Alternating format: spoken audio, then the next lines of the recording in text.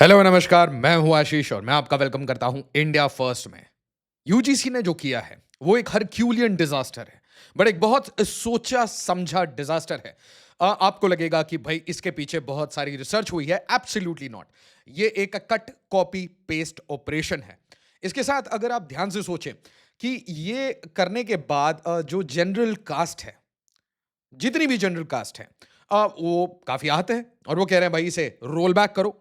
But साथ ही साथ अगर इसे रोल बैक किया जाएगा तो जितनी भी डिसएडवांटेज कम्युनिटी है वो कहेंगे आपने रोल बैक क्यों किया। तो कुल मिला के यूजीसी ने अपनी हरकतों से एक मैं कहूंगा अनप्रिपेयर्ड अनप्रिपेयर्ड रेगुलेशन लाके, जो कि अब मैंडेटरी होगा सारे इंस्टीट्यूट्स के लिए, इसे लागू करना।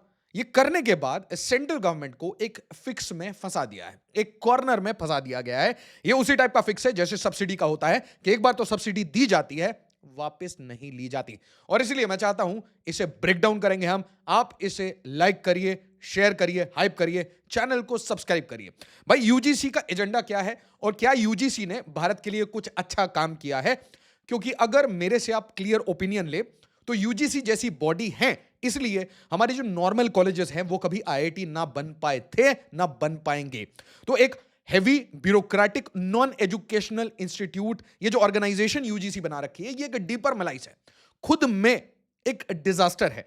और जब कोई डिजास्टर को आप पालते हैं, पोसते हैं, तो उसके बाद वो क्या क्रिएट करती है? वो आपके लिए हर हफ्ते, हर महीने एक नया डिजास्टर लेके आती है। गजट ऑफ इंडिया से भाई ये एक्स्ट्रा ऑर्डिनरी रेगुलेशन आता है। और इस रेगुलेशन को जरा ध्यान से देखें।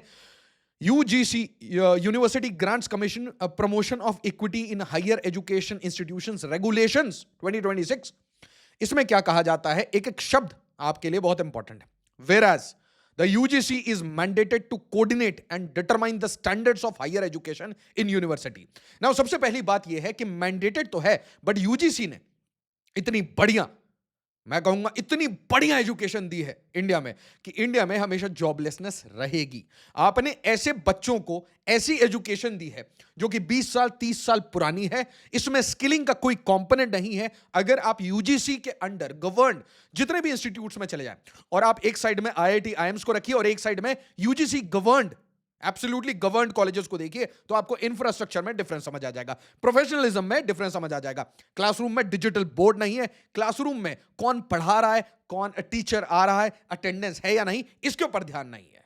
ध्यान है रेगुलेशन पे। और मैं आपको बताऊंगा कैसे ये फ्लॉड है, क्योंकि लोग दूर दूर से क्रिटिसिज्म करते हैं। आपको माइन्यूट डिटेल्स में जाना पड़ेगा तो आपको समझ आएगा कि यूजीसी ने अनप्रिपेयर्ड हरकतें की हैं। It is not prepared. मैं आपको बताता हूं कैसे। And whereas the national education policy 2020, so it is a policy, ठीक है, ये कोई लॉ नहीं है, ये एक पॉलिसी है, government policy. Recognise full equity and inclusion. सही बात है। क्या इंक्लूजन होना चाहिए? मेरा जवाब है बिल्कुल हाँ। सबको इंक्लूड, सबका साथ सबका विकास, बिल्कुल। अच्छा, इक्विटी, इक्विटी का मतलब क्या होता है? इक्विटी का मतलब इक्वालिटी नहीं होता। इक्विटी का मतलब क्या होता है? इक्विटी मतलब इक्वल अपॉर्चुनिटी। तो इसका मतलब यह नहीं है कि किसी के पास 1000 करोड़ हैं तो वो आपको मिल जाएंगे, किसी के पास बड़े बड़े बंगले हैं तो वो आपको मिल जाएंगे, किसी की रोल्स रॉयस है तो वो मिल जाएगी। आपको क्या मिलेगा? सिर्फ इक्वल अपॉर्चुनिटी। तो इक्वल अपॉर्चुनिटी कैसे मिलती है लाइफ में? सबसे पहला स्टेप क्या होता है इक्वल अपॉर्चुनिटी का? मतलब आपके पास बेसिक्स हो, रोटी कपड़ा मकान हो। अगर आपको अपने बच्चे को किसी कॉलेज में भेजना है तो आप उसे किसी कोचिंग में एडमिशन करा सकें, आप वहां पे उसे पीजी में रख सकें, आप उसकी रोजमर्रा की जो फूड है, लॉजिंग है, उसके खर्चे दे पाए। तो सबसे पहला जो इक्विटी का तरीका होता है वो ये होता है कि मां पिताजी के पास वो संसाधन होने चाहिए, वो पैसे होने चाहिए कि अपने बच्चों को वो इस इंस्टीट्यूट्स में भेजने के लिए कहीं प्रिपरेशन करवा सके, कोई एग्जाम दिलवा सके। अगर पहले अटेम्प्ट में ना निकले तो 1 साल और घर पे बिठा के पढ़ाने के पैसे हों। तो इक्विटी का पहला स्टेप कहां शुरू होता है? घर पे। यूजीसी क्या घर में इंटरफेयर कर सकती है? Absolutely not. क्या यूजीसी पेरेंट्स को पैसे दे सकती है? नहीं। क्या यूजीसी के पास खुद के पैसे हैं? नहीं। UGC is governed by whom? Bureaucrats. क्या ब्यूरोक्रेट्स एजुकेशनलिस्ट होते हैं? Absolutely not. क्या इनके पास ग्लोबली रिकॉग्नाइज्ड डिग्रीज हैं? Absolutely not. क्या ये एक्सपर्ट हैं एजुकेशन के, या ये मूव करते रहते हैं left right and centre? The answer is left right and centre. ये घूमते रहते हैं। तो कुल मिला के are we being governed by a group of experts of equity नहीं। इनको अगर थोड़ी मोड़ी जानकारी है तो वो एजुकेशनल सिस्टम की है, और जो एजुकेशन सिस्टम भारत में बन रखा है, अनफॉर्चुनेटली द टॉप टीयर और जो बॉटम टीयर है उसमें इतना बड़ा गैप है कि बॉटम टीयर से निकले हुए बच्चे, उनको 3 लाख की नौकरी निकलती है, और जो टॉप टीयर से निकले हुए बच्चे होते हैं वो 1-1 करोड़ की नौकरी लेते हैं, और वो जापान के लिए काम करते हैं, जर्मनी के लिए काम करते हैं, यूएस के लिए काम करते हैं, यूके के लिए काम करते हैं, और इवेंचुअली वो इंडिया छोड़ के चले जाते हैं। तो यूजीसी यहां पे ऐसे रेगुलेशंस ला रही है जिन रेगुलेशंस को वो कॉलेज में मैंडेट करेगी, बट कॉलेज के स्टैंडर्ड्स उसने इतने खराब रख रखे हैं कि इवेंचुअली जो प्रोडक्ट निकलेगा कॉलेज से वो अनएम्प्लॉयबल होगा। तो किसी भी कंपनी को 5 से 10 लाख रुपए खर्च करने पड़ते हैं इन बच्चों पे उनको स्किल करने के लिए, and that's the sad reality. इसके बाद देखिए आपको और मजा आएगा। Whereas UGC is determined to eradicate discrimination on the basis of religion, race, caste, gender, place of birth, or against persons with disability in higher education institutes। भाई अच्छा हुआ यहां लिख दिया हायर एजुकेशन इंस्टीट्यूट्स, क्या पता ये इंडिया का ही नाम लिख देते कि हम पूरे इंडिया में ही इराडिकेशन करेंगे। तो फर्स्ट ऑफ ऑल ये रेगुलेशन जो आए हैं ये कास्ट के ऊपर नहीं है, आप समझिए ये अपना आर्ग्यूमेंट क्यों दे रहा है, and why this will fall flat like anything. पूरा आर्ग्यूमेंट ही अपने में जो मतलब कोर प्रेमाइस है वही गलत है। ये कह रहा है कि रिलीजन के ऊपर अगर कोई डिस्क्रिमिनेशन होगी तो उसे हम हटाना चाहते हैं, रेस के ऊपर होगी तो हम हटाना चाहते हैं, कास्ट के ऊपर होगी तो हटाना चाहते हैं, जेंडर इक्विटी भी ये लाएंगे, प्लेस ऑफ बर्थ के बेसिस पे भी ये इक्विटी लाएंगे, और अगेंस्ट पीपल विद डिसेबिलिटी। ठीक है, और ये सिर्फ हायर एजुकेशन इंस्टीट्यूट्स के ऊपर फोकस करेंगे। बट ये जो मैंडेट है ये आर्टिकल 17 का मैंडेट है कि भाई डिस्क्रिमिनेशन को किसी भी अनटचेबिलिटी को प्रोहिबिट करना है। एब्सोल्युटली यस, ये सब मानते हैं। And whereas UGC intends to promote equity in higher education institutes. Equity, तो इक्विटी कैसे आएगी? इक्विटी आएगी ब्रेजन करप्शन से। इक्विटी कैसे आ रही है? यूजीसी अभी तक कैसे इक्विटी ला रहा है? देखिए, आप सड़े हुए कॉलेजेस को लाइए, उनको डिग्रीज दे दीजिए, डिग्री देने की परमिशन दे दीजिए, उनको एक्रीडेशन दे दीजिए, और इसके थ्रू आप अच्छे से पैसे कमाएं। CBI uncovers major corruption scandal in medical education, ex UGC chief, health ministry and NMC official named in FIR. Supreme Court demands explanation from Center UGC over plea alleging corruption and lack of integrity in NAAC accreditation। तो इतने सारे जो बहुतायत में आपको private colleges दिख रहे हैं, बिना इंफ्रास्ट्रक्चर के कॉलेजेस दे रहे हैं, इनका मैंडेट क्या होता है? यूजीसी का। और मैं आपसे रिक्वेस्ट करूंगा, आप एक यूजीसी इंस्टीट्यूशन में जाइए जो जिसकी गवर्नेंस नाक एक्रेडिटेशन के साथ यूजीसी चलवा रही थी, और एक दूसरे इंस्टीट्यूट में जाइए, और उसके बाद एक तीसरे इंस्टीट्यूट में मैं आपको रिक्वेस्ट करूंगा आप जरूर जाएं। किसी ग्लोबल स्कूल में जाएं, और किसी मैं कहूंगा किसी फॉरेन जो यूनिवर्सिटी का कैंपस है उसमें जाएं, तो आपको जमीन आसमान का डिफरेंस मिलेगा। तो इसका मतलब कुल मिला के अगर आप आईआईटी क्लियर कर लेते हैं, आईएम क्लियर कर लेते हैं, तो आप एक अलग दुनिया में हैं। Okay, you are in a very different standard. आपके लिए प्लेसमेंट्स होंगे, सब कुछ होगा। बट अगर आप यूजीसी में हैं तो आपके लिए कुछ नहीं होगा। इनफैक्ट आप एक क्रम्बलिंग इंफ्रास्ट्रक्चर में पढ़ेंगे जिंदगी भर, और उसके ऊपर से इतने प्यारे रेगुलेशंस आएंगे जिसके आर्गुमेंट क्या बताए गए हैं कि भाई यहां पे ना फुल इक्विटी इंक्लूजन होगा, religion, race, caste, gender, place of birth. But actually में क्या कर रहा है? सेंट्रल गवर्नमेंट को ट्रैप कर रहा है, सेंट्रल गवर्नमेंट को ट्रैप कर चुका है, और अनफॉर्चुनेटली मुझे बताना पड़ रहा है कि ये भी एक इंपोर्टेड माल है। एक्चुअली ये एक DEI, डाइवर्सिटी इक्विटी इंक्लूजन नाम की एक चिड़िया है जो अमेरिका में चलती है। क्या आपने रेगुलरली मुझे देखा है मैं ऐसे टॉपिक्स को अवॉइड करता हूं, क्योंकि भारत में ऑलरेडी हमारी मल्टीपल आइडेंटिटीज है। हम किसी रीजन से बिलोंग करते हैं, हम किसी कास्ट से बिलोंग करते हैं, हमारा अलग अलग धर्म है। कुल मिला के जब भी हम बोलते हैं एक भारत श्रेष्ठ भारत, जब भी हम बोलते हैं जय हिंद जय भारत, तो I always seek unity. But UGC क्या कोशिश कर रहा है कि इंडिया की जो स्टूडेंट कम्युनिटी है उसको आपस में डिवाइड कर देना। क्या कास्ट डिस्क्रिमिनेशन इंडिया में है? जी हां। क्या इसे हटाना बिल्कुल जरूरी है? Absolutely yes. क्या इसे बचाने के लिए ऐसी डिस्क्रिमिनेशन ना हो, क्या already acts are in place? Absolutely yes. तो फिर यूजीसी अचानक से इतना बड़ा गार्डियन अगेंस्ट डिस्क्रिमिनेशन कैसे बन गया? और सिर्फ डिस्क्रिमिनेशन क्या एक ही ग्राउंड पे होती है इंडिया में? क्या डिस्क्रिमिनेशन इस बात पे नहीं होती कि आप कौन सी भाषा बोलते हैं? क्या इस बात पे नहीं होती कि आप किस स्टेट में हैं? क्या इस बात पे नहीं होती कि आप कैसे दिखते हैं? क्या इस बात पे नहीं होती कि आप कैसे कपड़े पहनते हैं? आप क्या अपने परफ्यूम लगाते हैं या नहीं? क्या महंगे कपड़े पहनते नहीं? क्या हर तरीके से डिस्क्रिमिनेशन होता है? और सबसे इंपॉर्टेंट क्वेश्चन, क्या इकोनॉमिक डिस्क्रिमिनेशन नहीं होता? और उससे भी इंपॉर्टेंट क्वेश्चन कि जब आपके माँ बाप आपको पढ़ाने के लिए कहीं भेजते हैं, तो क्या वो अपनी फाइनेंशियल कैपेसिटी के कारण लिमिटेड नहीं होते? मुझे एकदम सच सच आज कमेंट्स में आंसर दीजिए, तो आपको समझ आएगा कि डिस्क्रिमिनेशन अगर हमें स्टडी ही करना है तो इसके 50 ग्राउंड्स बनेंगे, but UGC has chosen one ground. वो ग्राउंड क्या है कि भाई कास्ट में लोगों को डिवाइड कर दो। And why it is dangerous मैं आपको बताता हूं। ओवरऑल जब आप एक ग्रुप ऑफ फ्रेंड्स बनाते हैं, ठीक है, तो किसी को नहीं पता होता, रेयरली पीपल नो कौन किसका कास्ट है। सब अलग अलग स्टेट से आए हैं, अलग अलग रीजन से आए हैं, अलग अलग मार्क्स लेके आए हैं, और आप रूमीज बन गए। आप साथ में रह रहे हैं, आप साथ में घूम रहे हैं, आप हो सकता है साथ में प्रोजेक्ट्स कर रहे हैं। अलग अलग विंग से आप अलग विंग्स में चले गए, एक हॉस्टल से दूसरे हॉस्टल गए, एक डिपार्टमेंट से दूसरे डिपार्टमेंट गए। कभी आप कुछ क्लासेस कॉमन अटेंड कर रहे हैं, कुछ क्लासेस आप अपनी स्पेसिफिक इंजीनियरिंग की अपनी अटेंड कर रहे हैं। इसमें आपको यह ध्यान कहां रहता है कि कौन किस कास्ट का, कौन किस प्रांत का, किससे कैसे डिस्क्रिमिनेट करें। तो देखिए, दो पॉइंट है। एक पॉइंट यह है कि good students usually don't do this. Any student who is busy in academia, they don't do it. But अगर रेगुलेशन करना है, इक्विटी लानी है, तो equity should also include everything else, including economics. और यूजीसी की तो कैपेसिटी नहीं है। यूजीसी अपनी इकोनॉमिक्स पे बहुत अच्छे से फोकस करता है, एक्रेडिटेशन देके how to earn money, right. और ये डीईआई से जब आपको रिलेशन बताऊंगा तो आपको परेशानी होगी कि भाई ये तो कहीं से भी उठा के ले आए। और ये डीईआई वाज सो नोटोरियस, है ना, अमेरिका में इतना ये नोटोरियस हो गया था कि इसके पीछे भाई डोनाल्ड ट्रंप हाथ धो के पड़ा है, इलॉन मस्क हाथ धो के पड़ा है। तो भाई ये यूजीसी इक्विटी रेगुलेशंस क्या है? एक्चुअली इसका नाम चेंज करना चाहिए। इसका नाम होना चाहिए UGC caste based equity regulations, क्योंकि यहां कास्ट के अलावा कोई और आर्ग्यूमेंट है ही नहीं, ठीक है। और इससे होगा क्या? अगर भारत में कास्टिज्म है, अगर भारत में कास्ट बेस्ड डिस्क्रिमिनेशन है, जो कि एक रियलिटी है, तो फिर क्या हम रिवर्स कास्टिस्ट डिस्क्रिमिनेशन शुरू करेंगे, या फिर हम ब्रदरहुड प्रमोट करेंगे, या फिर हम एनसीसी जैसे ग्रुप्स बनाएंगे, ऐसे सोशल ग्रुप्स बनाएंगे जिसमें लोग मिलके देश के लिए कुछ काम करके आते हैं।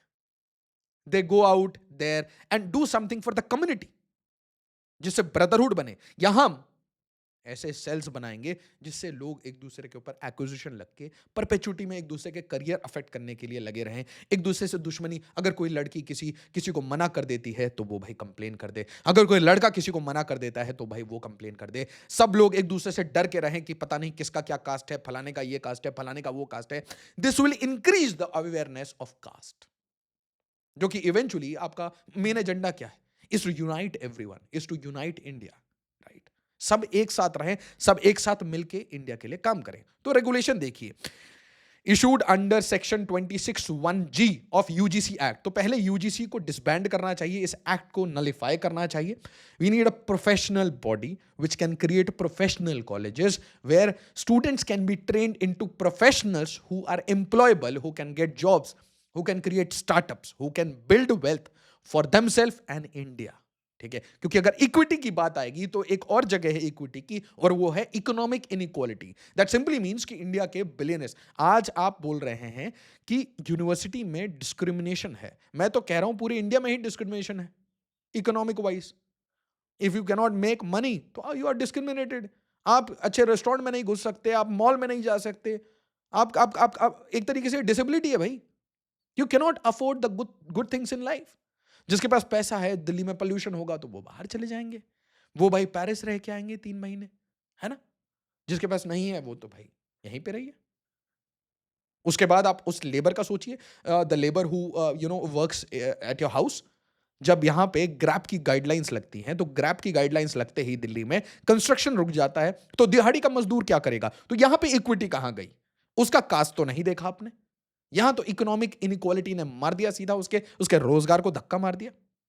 So do you understand? अगर हम सिर्फ इनइक्वालिटी के ऊपर बात करना शुरू करेंगे, सिर्फ इनइक्वालिटी के ऊपर, तो एटलीस्ट ऐसे 50 पॉइंट्स निकलेंगे जहां पे discrimination on a daily basis होता है। बट क्या इसका मतलब यह होता है कि यूनिवर्सिटी कैंपसेस को डिवाइड कर दे, स्टूडेंट्स को हम कास्ट के बेसिस पे तोड़ दें? और यूजीसी ने जो कर दिया है उसे रोल बैक करना क्यों मुश्किल है? क्योंकि ये पॉलिटिकली नॉन सस्टेनेबल है। तो आपको इसके साथ चलना पड़ेगा। बट इसका इंपैक्ट किसके ऊपर आएगा? बच्चों के ऊपर आएगा, बच्चे डरे हुए आएंगे आपके कॉलेज में, बच्चों में यूनिटी कम होगी, बच्चों में दोस्ती यारी कम होगी। सिंपल सी बात है। साथ में घूमने पे भी डरेंगे। अगर किसी ने किसी से पैसे लिए, वो पैसे वापस लेने गया, बोला यार मैं पैसे वापस नहीं दूंगा वरना मैं कमेटी में तेरे नाम पे कंप्लेन कर दूंगा, तो आप क्या कहोगे? तो इससे ट्रस्ट बढ़ रहा है, भाईचारा बढ़ रहा है। और अगर आपको डिस्क्रिमिनेशन ठीक ही करना है, तो why don't you appoint someone from the Indian armed forces to ensure that there is no discrimination in the campus? ऐसी कमिटीज को आप कास्टिस्ट कमिटीज क्यों बनाते हैं? Why it can't be a neutral committee जहां पे दोनों साइड को अच्छे से सुना जाए और जिसकी गलती हो उसके ऊपर प्रिवेंशन ऑफ अट्रोसिटीज एक्ट का केस लगे, एफआईआर हो।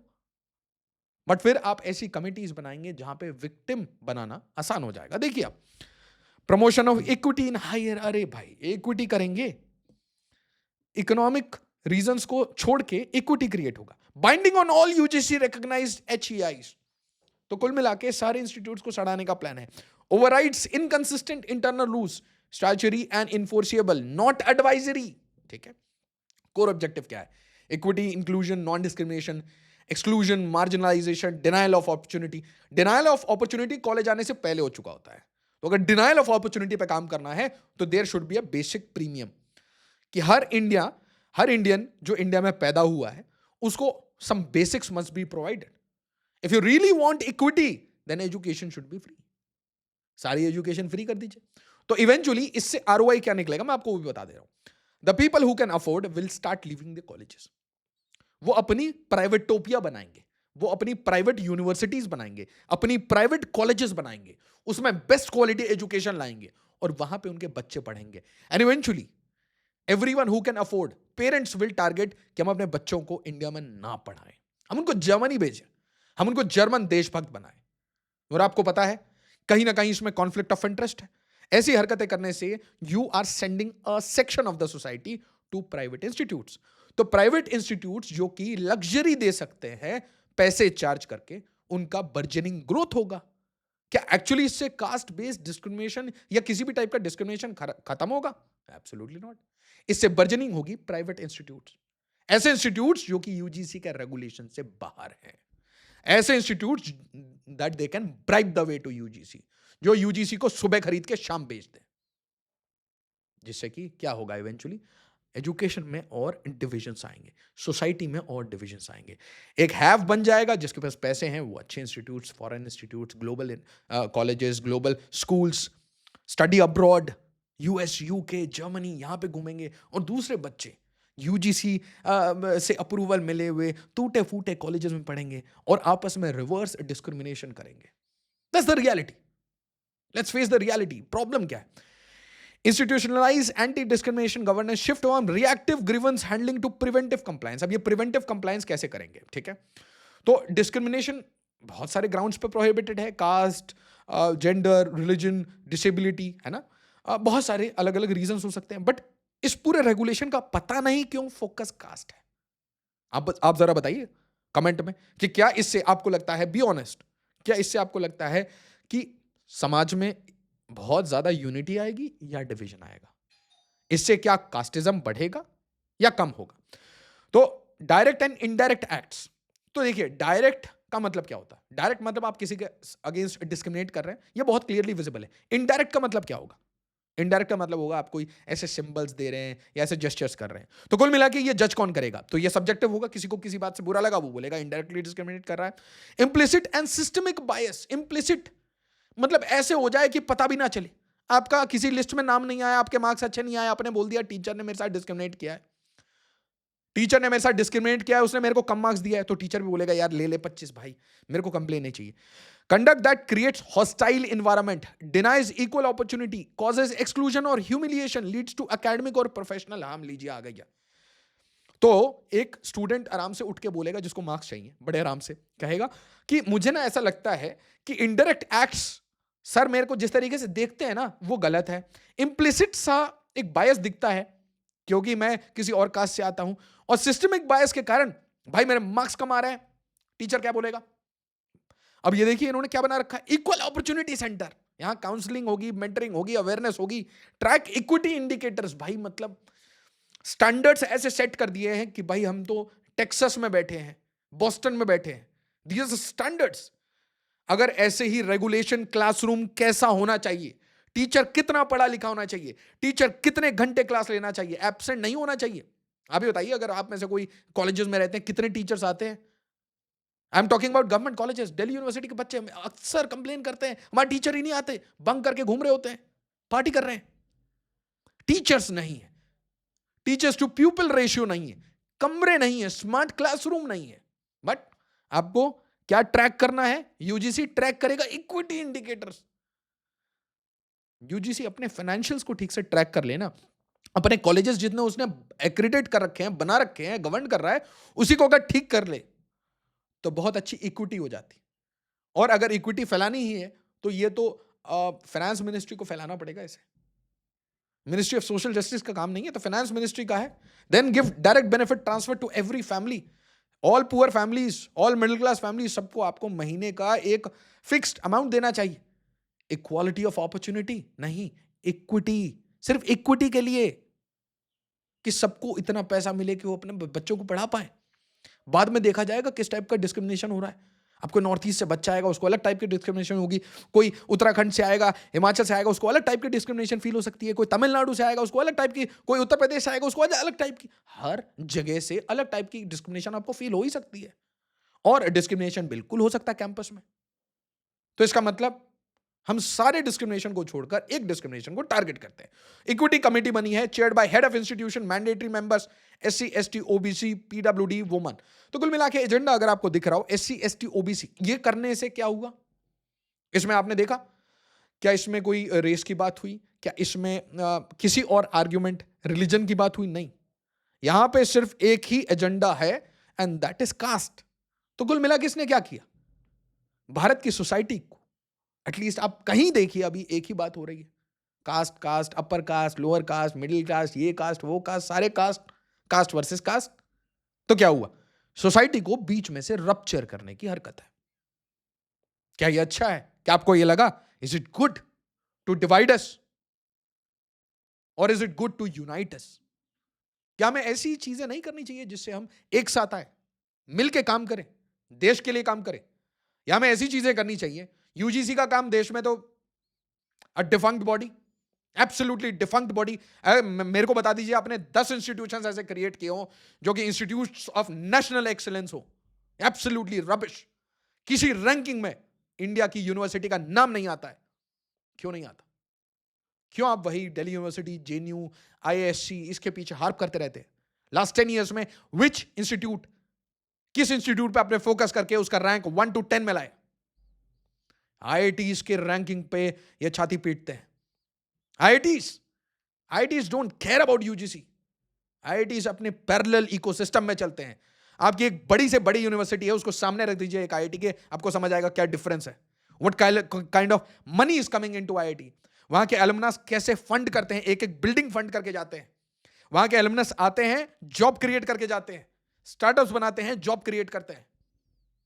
प्लेसमेंट सेल कहां है? नौकरी लगाने वाले सेल्स कहां है? क्या हर कॉलेज का प्लेसमेंट सेल 50% प्लेसमेंट दे पा रहा है? इक्विटी तो तब आएगी ना जब नौकरी लग जाएगी बच्चों की। बच्चों को एंड में आईटी में काम करना पड़ता है। आईटी में 3 लाख रुपए की नौकरी लगती है बेंगलुरु में। घर को छोड़ के जाना पड़ता है, वहां जाके डिस्क्रिमिनेशन फेस करना पड़ता है। नहीं करना पड़ता, भाषा सीखनी पड़ती है, एडजस्ट करना पड़ता है। So what is UGC gonna do about? कोई स्टैंडर्ड हो उसका, स्टैनफोर्ड का, हार्वर्ड का? UGC no, nothing. कुछ है नहीं दिखाने के लिए, कुछ काम नहीं हो तो ऐसे रेगुलेशन बना दो जिससे कि आप प्रेशर बना बना के इंस्टीट्यूट से पैसा उगाही कर सको। जब ये आते हैं इंस्पेक्शन के लिए तो सारी रोड्स पुताई हो जाती है, अच्छे अच्छे पोस्टर लग जाते हैं, साफ सफाई हो जाती है। जब ये चले जाते हैं इंस्पेक्शन करके, उसके बाद पूरे साल बेहाल रहते हैं कॉलेजेस। ठीक है, तो ये इक्विटी, इनकी भी कोई मॉनिटरिंग करे तो बड़ा मजा आएगा कि आप काम कैसा कर रहे हैं भैया। इक्विटी एम्बेसडर्स, अच्छा, डिपार्टमेंट में, हॉस्टल्स में, लाइब्रेरीज में, अरे क्या बात है। इक्विटी एम्बेसडर्स मतलब कुल मिला के गुंडा। ये कोई रेडबुल का एम्बेसडर नहीं है। इक्विटी एम्बेसडर मतलब सब इससे डरेंगे, भाई इक्विटी एम्बेसडर आ गया, इसका कोई अब्रीविएशन बनाएंगे, भाई आ गया आ गया आ गया, भाई आ गया, वो आ गया आ गया, भागो भागो, इक्विटी स्क्वाड्स। अच्छा, गुंडे के साथ और भी लोग रहेंगे। ये these are methods to create division, students में डिवीजन। किसी क्लासरूम, आप सोचिए अगर 500 बच्चे मेरे सामने अभी बैठे हैं और 500 बच्चों में अगर अलग अलग डिविजन्स में लोग बैठना शुरू कर दें, ऐसी कोई बॉडीज हो, इक्विटी एम्बेसडर और इक्विटी स्क्वाड, जिससे लोग डरे, तो बच्चे क्या ही बात करेंगे। क्लास में कभी कोई डिस्कशन हो ही नहीं पाएगा। ये बहुत अच्छा मूव है 24/7 इक्विटी हेल्पलाइन। इक्विटी हेल्पलाइन नहीं, 24/7 हेल्पलाइन हो जाए बस बच्चों के लिए, कि सर पानी नहीं मिल रहा है ना, सर रूम की सफाई नहीं हो रही है ना, जो वॉशिंग मशीन है, ओ सॉरी आप लोग वॉशिंग मशीन कहां मिलता होगा, कूलर, कूलर है, वाटर कूलर, एक्वागार्ड साफ हुआ है वो, या चेयर्स टूटे हुए तो नहीं है, think about it. Digital board है, एसी चल रहे हैं, एसी हैं लगे हुए, ये सब बहुत अच्छा से बना रखा है। और कुल मिला के कहां से छापा है इन्होंने, जिस कंट्री से छापा है वो कंट्री से हटा रही है। US to ban foreign aid recipients from promoting DEI, diversity, equity, inclusion. और ये सब क्यों कर रहे हैं, क्योंकि इसमें रंग भेद करते हैं, अमेरिका में रंग भेद है, तो रंग भेद के आर्ग्यूमेंट्स उठा के यहां पे कास्ट पे चिपका के एक डॉक्यूमेंट निकाल दिया गया है, ठीक है। और आपको यह पता चलेगा कि डीईआई तो फिर भी एडवाइजरी है, ये तो लीगली मैंडेटरी कर दिया है। UGC equity strategy mandatory enforceable under UGC act, enforceable है भैया, ये सीधी बात है। UGC uses formal bodies, equal opportunity cells, equity committees. USDEI uses DEI office training programs, inclusive hiring, admission practices. इसको सारी कंपनीज को बताया जाता है, नज किया जाता है, पॉलिसी ड्रिवन है, इट इज पॉलिसी ड्रिवन, और ये है स्टैट्यूटरी लॉ। फिर UGC equity compliance plus grievance redressal focused, आपको कंप्लाई करना पड़ेगा वरना आपके ऊपर एक्शन होगा। यहां पे कल्चर बिल्डिंग के ऊपर है, ऐसा कल्चर बनाइए। उसके बाद भी डीईए में बहुत प्रॉब्लम है, क्योंकि ये कल्चर बनाते बनाते मैक्सिकन्स को प्रमोट करने लगे। अब क्या पता भाई, क्या पता कल को ये इक्विटी इंक्लूजन के बहाने हमारे सोसाइटी को तोड़कर स्वाद कोई और ले रहा हूं। बांग्लादेशी आपके क्लासरूम में बैठ के हंस रहे होंगे दीज पीपल, ये आपस में लड़ रहे हैं, देखो हम फ्री की सब्सिडी खा रहे हैं। Think about it. क्या यूजीसी कुछ कर सकती है?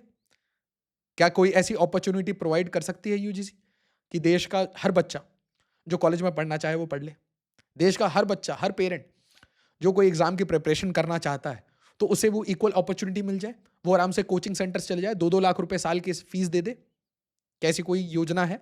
नहीं। क्या हर बच्चा फ्री में कॉलेज तक पढ़ सकता है? नहीं। बट ये रेगुलेशन यूजीसी के फेस करने पड़ेंगे। क्यों? क्योंकि किसी बाबू ने बहुत अच्छे से अमेरिका में स्टडी की होगी, अमेरिका में घूम के आया होगा, ठीक, उसको लगा होगा बहुत अच्छा मॉडल है, इसको कॉपी कर लेते हैं, तो उसने क्या किया, it is a cut copy paste job, terrible job, ठीक है। और जब ये टेरिबल जॉब करने के बाद सब कुछ सामने आ गया, तो उसके बाद ये वाइड बिकम्स अ इशू, ये पॉलिटिकल इशू है। अब पॉलिटिकल इशू क्यों बन गया? पॉलिटिकल इशू इसलिए बन गया क्योंकि इसे रोल बैक नहीं किया जा सकता। अगर इसे सेंट्रल गवर्नमेंट रोल बैक करेगी तो सेंट्रल गवर्नमेंट ऐसे दिखेगी कि भाई we are anti SC, anti ST, anti OBC. और अगर ये ऐसे चला के रखती है यूजीसी, तो क्या होता है, आप एंटी जनरल कास्ट। तो ये डिवीजन कैसे क्रिएट हुआ? सेंट्रल गवर्नमेंट यानी यूजीसी आई और उसने अमेजिंग सा एक एक्स्ट्राऑर्डिनरी रेगुलेशन निकाल दिया। और अब इसके कारण लेफ्ट राइट सेंटर सब जगह डिबेट होंगे, कोई बोलेगा बहुत अच्छा है, कोई बोलेगा बहुत खराब है, बट कुल मिला के जो करना था यूजीसी ने वो तो कुछ नहीं किया अभी तक। डिस्क्रिमिनेशन तो नहीं रोक सकता वो, ठीक है, क्योंकि इसने टारगेट देखो कितना बड़ा, दादा बहुत बड़े हैं, कह रहे हैं कि हम धर्म के नाम पे, रेस के नाम पे, कास्ट के नाम पे, जेंडर के नाम पे, प्लेस ऑफ बर्थ के नाम पे हम सारा डिस्क्रिमिनेशन रोक देंगे। बट रेगुलेशन कास्ट के ऊपर लेके आया। अपने कमेंट्स जरूर बताइएगा। यूजीसी बिना पढ़े हुए एक डीपर एजेंडा डीईआई का लेके आई है अमेरिका से, उसको आपके ऊपर थोपा जा रहा है, और ना इसे प्रमोट किया जा सकता है, ना इसे रोल बैक किया जा सकता है। कुछ भी करें तो कोई ना कोई कम्युनिटी, कोई ना कोई कास्ट ग्रुप बुरा मान जाएगा। पॉलिटिकल इशू बना दिया यूजीसी ने खुद ब खुद। अपने कमेंट्स जरूर बताइएगा। आपको क्या लगता है? Be very honest, be very blunt. आपको क्या समझ आता है? वीडियो को लाइक, शेयर और सब्सक्राइब जरूर करिए। एज ऑलवेज, जय हिंद, जय भारत।